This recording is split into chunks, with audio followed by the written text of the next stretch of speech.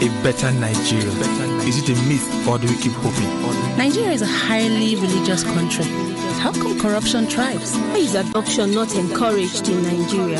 Is there a future for the Nigerian youth? Being rich and famous, is that the only drive to be an artist? What makes a great nation? Is it the leaders? What about the people? This is Answers with Dr. Reju. Hi, my name is Onari, and this is Answers with Dr. Reju, where critical life issues are clarified. We'd like to start up today's episode by acknowledging a mail we got. Adams, we got a mail from Moses. Yes, Moses. Hello, listeners. So we got a mail from Moses, and he was asking if he can, be a part of any program that Dr. Reju is undertaking, a mentoring program, that is. For active youths. For active youths in politics. Yeah. And he was also suggesting that if there is no program like that, that such things can be started. So we really want to appreciate Moses. We appreciate Moses, and we'll get back to Moses on that. You left your email address and we'll reply to you. Obi, give it a go. What? Yeah, thanks Mo a lot for that mail. Mo. Yeah. And but this really raised a critical issue, and we talked about it a little last week. But I need to ask, okay? How critical is mentoring? I mean, one-on-one mentoring now. He actually talked about a training program. I want to believe that they're different. But maybe Dr. Reju will sort of clarify the place that mentoring one-on-one has in developing leaders, developing active citizens, all right, and training program, because I must say, there's been almost nobody who has been consequential in Nigeria that cannot point to who trained him. I mean, one of the big news was that Obasanjo actually told us whose brand of politics he took after. Yeah. So, I mean, maybe you should just really delve into that a little bit more. Yeah, thank you very much, Moses. Again, we really appreciate your making our time to contact us. And maybe I'll say up front that, well, this is something we also have in mind, to sort of help, like he put it, active youths who really want to go the way of governance, the way of leadership in governance. Even in business, there is no aspect of life. If you are going to really make a mark, if you are going to live a life that will benefit society, if you are going to live a life that will, sort of improve quality of life, be a value added to others, it doesn't just happen. You see, leaders are not born. Maybe we've heard that many times. Leaders are made. It doesn't come by birth. They are made. And in that making process, you need to be able to follow the path that some other people have actually trodden. Okay. You need to come under. Let somebody who had gone ahead take you under his wings. Because one thing that separates just normal leaders from highly impactful leaders is the place of ideology. Something that you stand for, something that serves as a source of inspiration, something that helps you to measure whether you are succeeding or not. And ideologies are formed in that place of mentor-protege relationship. Ideologies are something that maybe some sort of, a burst of inspiration that comes to a particular person. We can look at Awoism, we can look at, let's take it even on broad level, liberal kind of ideology, conservative kind of ideology. Those kind of things they are not necessarily written in one book somewhere, and we have to, be able to bring mentoring into that critical position where we should put it. Because young people today don't understand that. Everybody is just going for number one. I made mention of something last week, that we've lost a lot of, promising public servants. Because what we believe is that you want to make a difference in Nigeria, be a president. Those are microwave leaders. They've not been able to sit under someone who has seen it all, or maybe seen it all, who can actually pour some ideas, pour some experience into you. He will teach you what success is, what failure is. I teach those who have had the opportunity of mentoring that failure is part of life. So if you understand that, there was a movie I was watching there, and somebody asked another lady who was going to politics, say, what will happen if you don't win this election?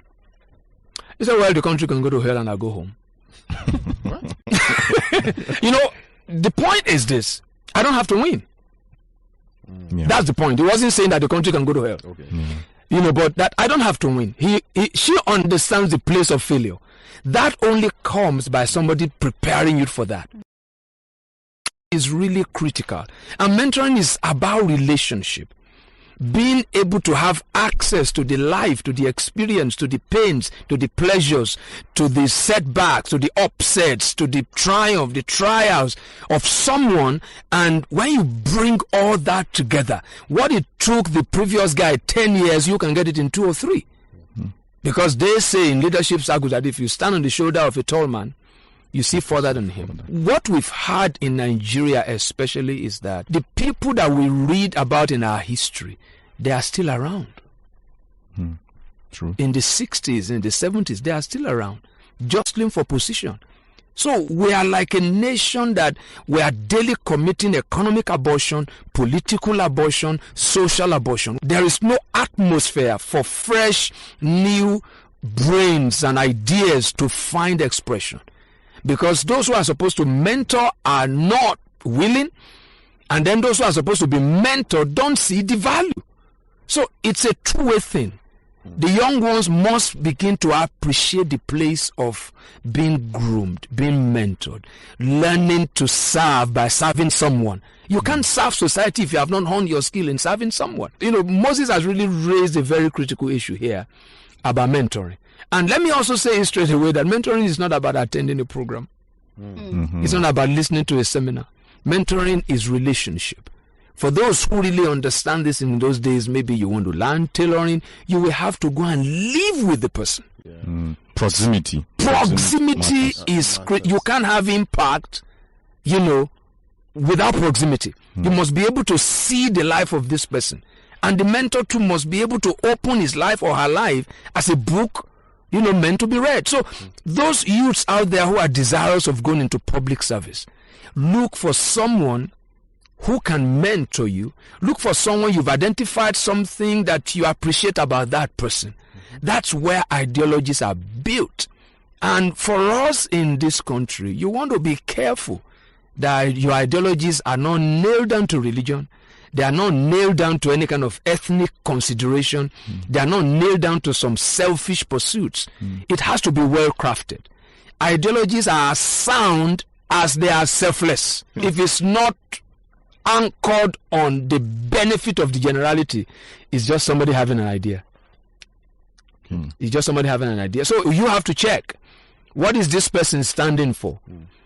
It even goes into, because we're talking about citizenship, even when you want to vote someone into, what is this person actually saying?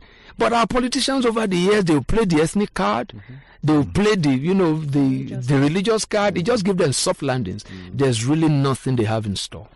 Did I say anything? Did I? Am I helping you guys here? Yeah, absolutely. But you know, there's also this rhetoric of not wanting to be used by someone, which is a valid argument, you may say, and some people have had bad experiences of being used and dumped. You know, or particularly even some of the politicians we're talking about, or some of those who have gone ahead, who want to, they're more interested in preserving a family heritage, more or less. And they're not really interested in training others. You know, so, you know, if you are used and dumped, you've gained a valuable experience. You've gained a valuable experience. When you are used and dumped, the pain you feel, if you really have a heart of service, you've really earned your stripes. That's like ranking. Because you don't want anybody. You will not, you might use people and dump them if you have never been used and dumped and feel the pain. Because if you are trying to avoid being used and dumped, you will never get opportunities. You will never get it. You know, because some people use people and dump people not because they want to. You know, I'm not saying that it's good. I'm not saying that people don't. But you see, if you are pursuing a vision, failure, setback, disappointment is part of it. Right? If they use you and dump you and you know where you're going, you just earn stripes. You have just been elevated in terms of strength, in terms of wisdom.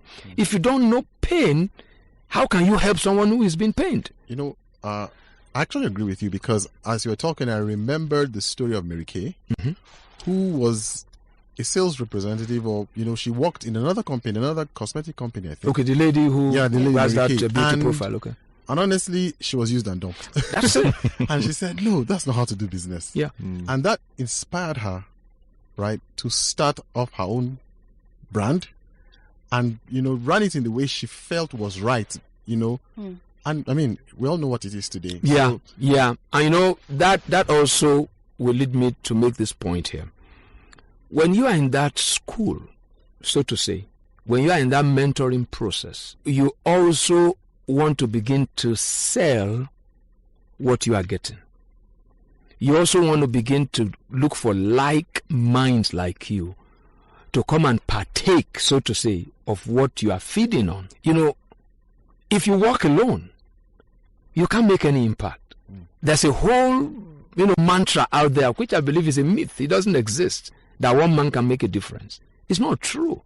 If you see a single man making a difference, he's representing a whole lot. He has a backing.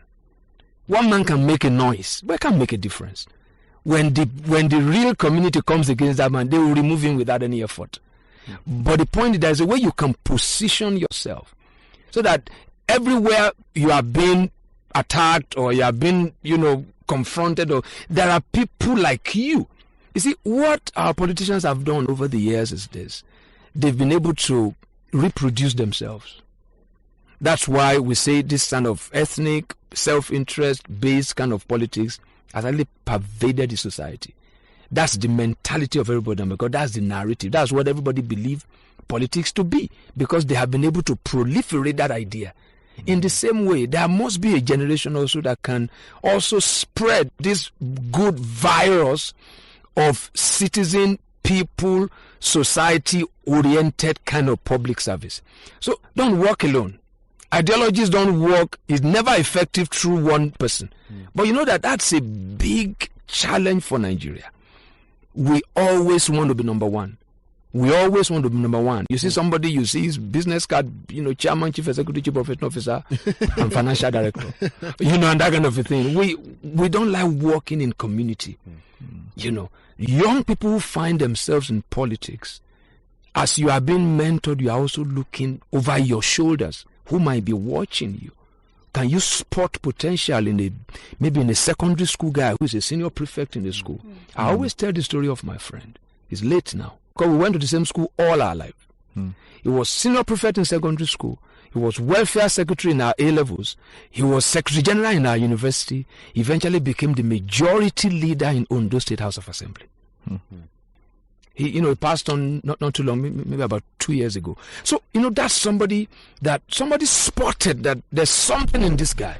He wants to serve. He has leadership potential.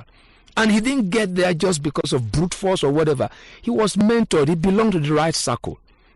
So we have to understand how to identify a good mentor. For mentors, you need to be able to identify the potential in a budding leader. That's what it takes. So it's something that we need to open that page. Because what we have, this status quo, everybody knows. Even those who are there know that there's something wrong. They know that there's something wrong. And when we get to that point, we know that a new page needs to be opened. Mentoring is critical. Okay. When people hear leadership, they always go to the top. Seminars that they will have around would groom them how to be leaders, probably aim for the presidency, probably aim for something high. But like you're saying now, leadership, it's a service thing. Yeah. How do you remove people's mind from where it is now to make them have a mind to serve and serve for long? Is it possible? Yeah, leaders lead the way they lead because of the way they are taught. Right? And that still brings us to this issue of mentoring, because mentoring is nothing formal.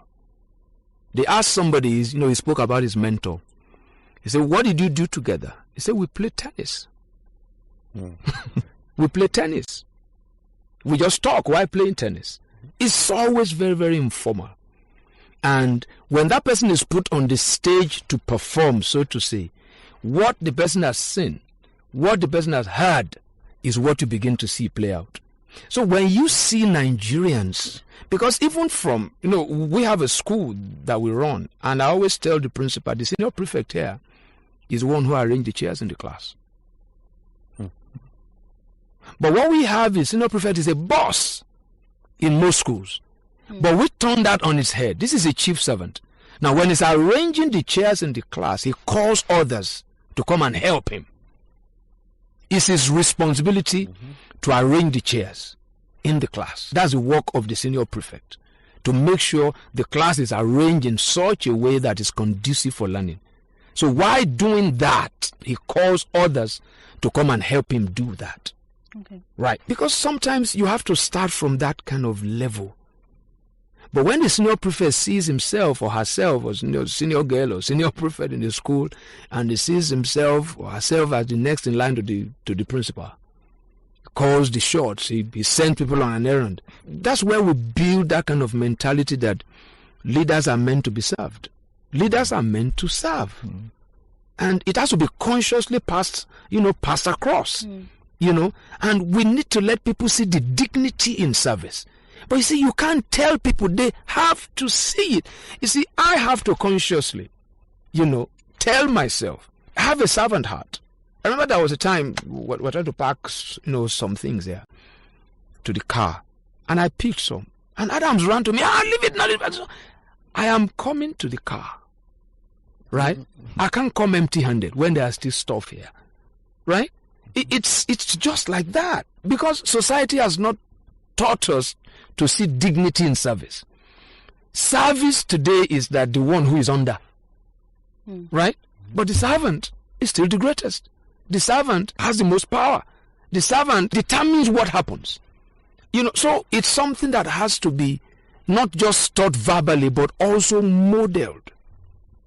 Also modeled. That's where mentoring comes in. You need to see people do it. Right? I remember when Jerry Rawlings came in Ghana, the first video clip I saw of him, he was walking on the rail line, using hammer to fix some repairs as president. Now that's uncommon. That's uncommon. When I visited the place in, maybe year 2005, there was a taxi that was dropping people off right in front of his house. His house is just by the road. He doesn't remove anything. This is a former president. He was just a normal guy. But you see, especially in Nigeria, normal is wrong. Simple is wrong. We must have heirs. From church to mosque to bank to everywhere. We must have heirs. We need to have people around us. We need to have paraphernalia of office. And you see, we can't mentor that way. Such things create a gulf between mentors and proteges. A protege must be able to access the life of the one mentoring him or her. Okay. All right. I like that you mentioned, a protege being able to choose a mentor. Okay. But, Nigeria, we have a situation where this godfatherism has bedeviled us, where you may choose a mentor, and then the mentor may have an ulterior motive that is really, really not where you want to go to, especially in politics. I mean, so how do we solve, or how do we begin to tackle such challenges of godfatherism, that you're able to serve someone and then you're able to think also independently, not really to end up serving him, even if you get opportunity. Adams, thank you for the question. There are some things that can't really be said on air. Right? There's a saying that if you have a long spoon, you can eat with the devil. If you know what you want, right, and you know where it is, right, you get it. And this is to tell you something. This is a principle of life. Those who love to manipulate, those who love to use people, they are the easiest to manipulate and use. Right? Now that's for a little room. The details of that will come in a little room.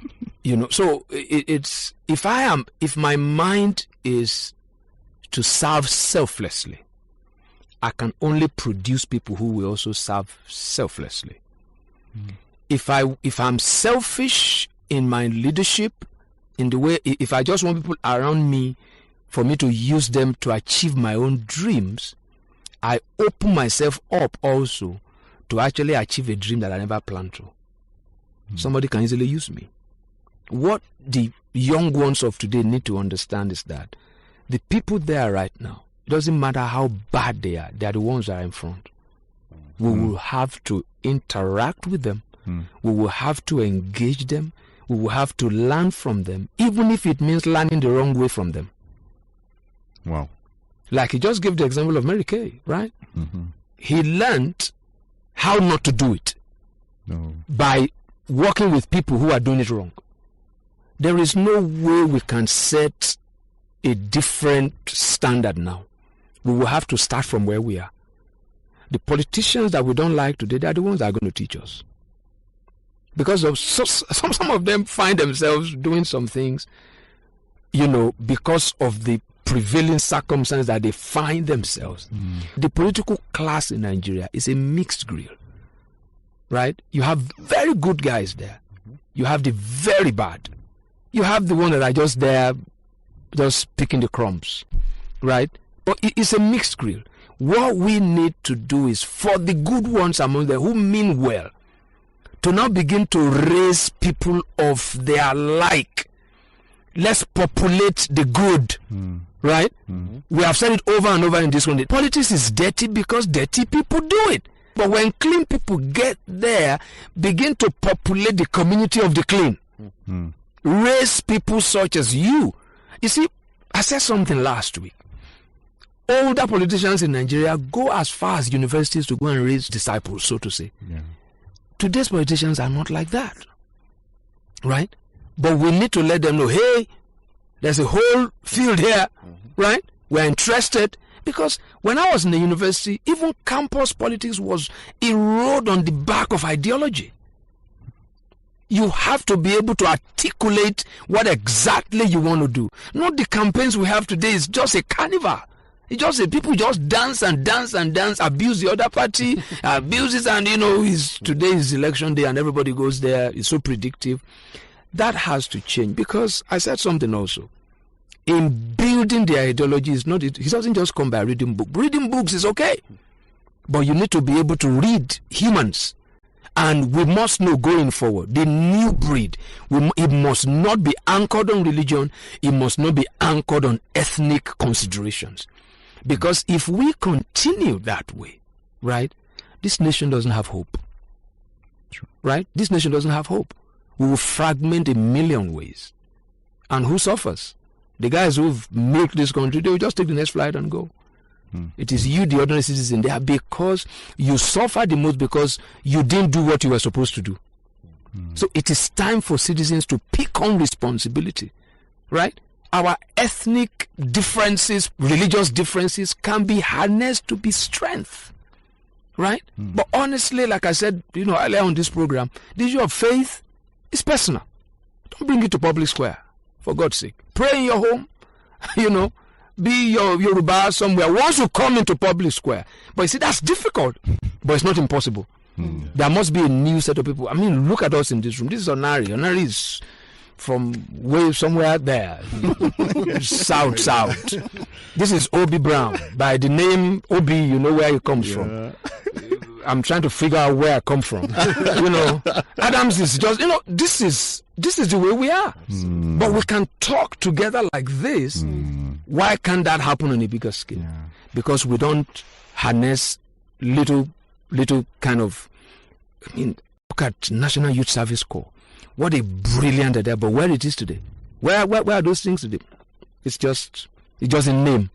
People serve where they want to serve. People choose unity schools that is closer to their house. It's not uniting anything.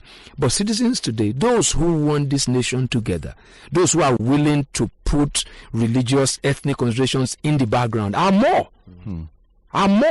Majority of those who play the religious card, they don't practice the religion the way it ought to be practiced. They just use it to actually meet their political ends. They don't really love their ethnic group that much. That's it. We know that. But those who really mean well, why don't we begin to raise our voices? The missing piece in Nigeria is the silence of the citizens is deafening. This is Answers with Dr. Reju, and we're going to continue on our discussion. Obi, please take it from here. Yeah, I mean, there was an experience I had. I went on Facebook and a friend of mine made a post. What he did was that he did a screen capture of another friend of his that was making a political statement and insulted a certain ethnic group in Nigeria. So he took the screen capture of that insult, brought it to Facebook, and then now lambasted him for doing that. All right? There were about 23 to 30 comments. Lambasting this guy. And then by today, the guy made an apology. That's right. He made an apology. Yeah. And I felt it was very, a heartfelt apology, because he said, he had good friends from this ethnic group and that. Maybe he was just taken over by, the emotion at that time. Yeah. And I felt that was right, that in our own small way, when you hear somebody, close to you make some ethnic remarks, kill it there. Kill it there, right there. Kill it there. Kill it right there. That's it. Yeah. Because, you see, we basically echo what these guys have actually planted in the atmosphere over the years. We grew up with it, but we need to look around ourselves. Where has this taken us? Absolutely. Those who teach me to hold fast to my ethnic kind of sentiments, it hasn't benefited me, right? If the Igbos shut down their shops in Jos, you know where we'll be. If the Hausas decide today that they won't come out tomorrow, we'll know where we'll be. So it's like these things are there, they are reality, but a few just use it. And that's it. Because the more who believe this thing, they are tools. We are laid back. My best friend in the media is a guy called Sulaiman Alede that works with channels. He's a Muslim. We talk, we chat, we agree on almost everything about life. We agree on almost everything. But we have different faith. I respect his space. I've told him that anytime you celebrate Salah, please send my meat. Yeah. These things are, it's just, we just need to speak up. Those of us who really live together, believe in all this, and then those who are really up there, they need to begin now to, to pass this down. If anybody really loves this country today, you should be looking at 30 years down the line. Thank you for another thought-provoking episode of Answers with Dr. Reju. Thank you, Dr. Reju. Thank you so much. Thank you, Adams. Thank you, Obi. And to the listeners, thank you for listening. We'll be back next week. Join us again on Answers with Dr. Reju, where critical life issues are clarified.